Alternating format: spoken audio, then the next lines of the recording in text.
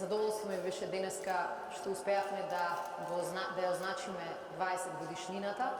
од резолуцијата која што за прв пат кажа дека траен мир и трајна безбедност може да се обезбеди исклучиво само ако на жените им ја дадена шансата подеднакво да учествуваат и да предонесуваат. Не постои демократска држава која што има отпорност, безбедност и стабилност, а не им дала шанса на жените. И ние и во изминативе 3 години покажавме дека даваме шанси на многу жени и во одбраната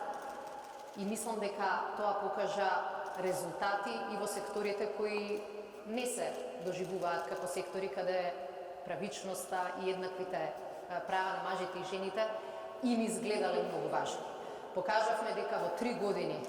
во кои се обезбеди и членство во НАТО и подобри услови за армијата, не заборавивме и на темата која што мислиме дека е важна. А тоа е дека армијата и одбраната ќе бидат подобри и посилни ако во нив подеднакво добредојдени се и мажите и жените.